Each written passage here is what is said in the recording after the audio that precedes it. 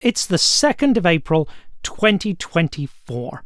And if you stick around to the end of the episode, or if you just skip ahead, I'll be telling you about a talk that I'm giving in London this month.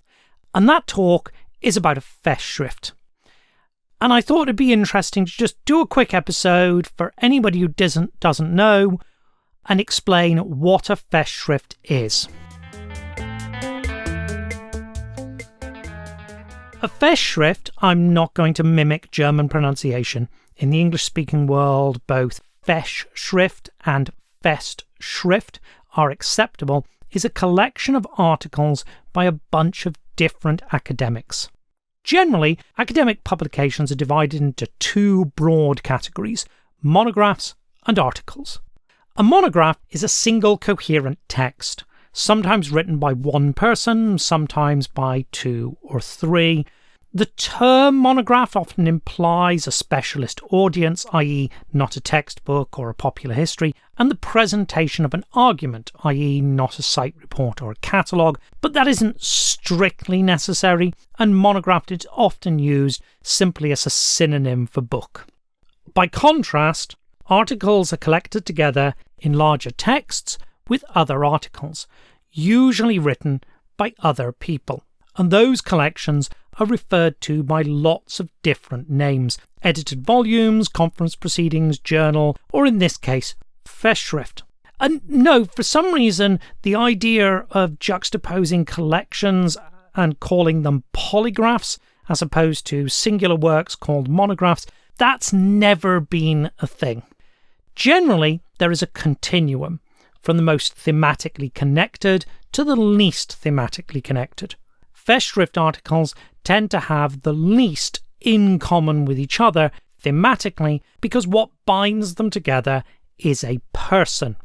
They are collections of articles by friends, colleagues, and students of a particular scholar. A collection which is usually then presented to the scholar on an anniversary of some sort in celebration of their achievements, work, contributions, or simply as a way of showing gratitude for the support and help they've given to the people who wrote the articles. And obviously, sometimes that means the contents can be quite eclectic. Last year, Helen Wong and I prepared a festschrift for the numismatist Joe Cribb, and that was dedicated to his 75th birthday. It was a little bit late, and last year was actually his 76th birthday, but, these things happen. Joe is probably the most famous South Asian numismatist, but the articles that occur in there cover a huge range.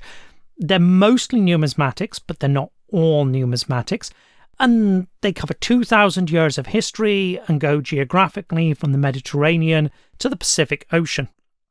I'm going to put the contents list somewhere up on the screen for you so you can see that. My article was on Schroff marks on Mughal coins. I'll talk about that in a minute.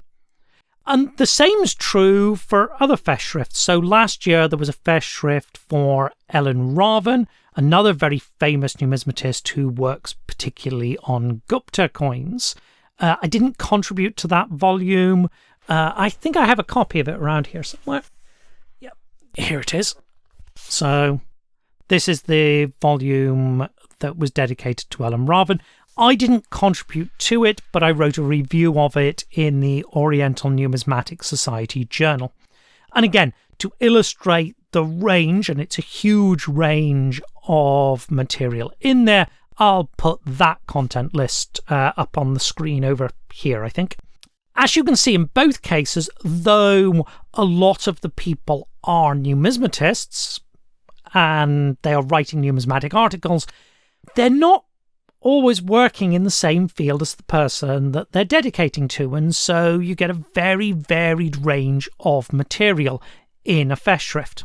I'm not sure when the practice of festschrifts started, but volumes called by that name were common in German academia by the 1860s, and by the end of the 19th century, the term had been widely adopted in English. Obviously, a practice can be older than the term we use for it. And I think it's fair to ask how useful such a well-established practice actually is. I would suggest festschrifts have two uses. The first is that academic research is fundamentally a collegiate activity. The idea of the lonely philosopher buried in their work, engaged in solitary toil, is largely a myth. You need other people in order to achieve anything in research. Anything that encourages that sense of fraternity in academic research is a useful thing, and festschrifts do that. The second thing is that they offer opportunities for unusual or out-of-the-ordinary publications. In this case, as I said, I published a piece on schrift marks on Mughal coins. It's a very provisional piece of work. I don't really have any solid answers on that question. But it's the kind of question how money changers physically interacted with numismatic material and the physical traces they left on that material that Joe is very interested in. So it was a great opportunity to kind of put my thoughts for that on paper with something that I probably wouldn't have been able to turn into a full journal article, and which I doubt I would have encountered a themed or conference volume that it would have suited. So it is a really great function of festschrifts, which is to give the opportunity for academic research that otherwise might not find a home. There is a corollary to that. It's useful to you or me to keep smaller, more unusual potential articles to one side. Not every piece of research needs to be immediately published.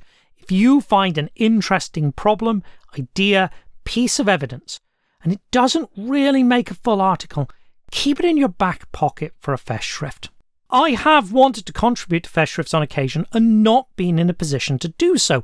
I know I've spoken to colleagues who found themselves in a similar sort of place. They've wanted to contribute, but they haven't had the time to do that and to prepare something. And I wish a long time ago that somebody had given me this same piece of advice, which is that not everything you think of has to be published immediately. It's okay to hold something back for an occasion like this when you want to contribute, but you don't have as much time as you otherwise would. Anyway, that's all for today. But before I leave you, I'm posting this, as I said, on the 2nd of April 2024. I have to say that because videos just hang around in the ether forever, and you might now be watching this a decade later.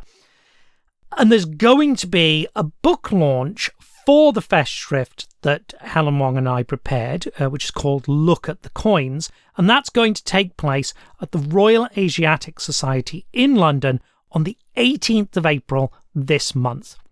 I'm going to put some links and details in the description below. I believe that there is going to be some sort of Zoom video call-in so you can attend remotely. I know those things aren't always 100% reliable, so sorry if that doesn't work, but I believe there's going to be an attempt to do that. So if you are interested in listening to that talk, then you should have the opportunity to do so. Anyway, thank you for listening.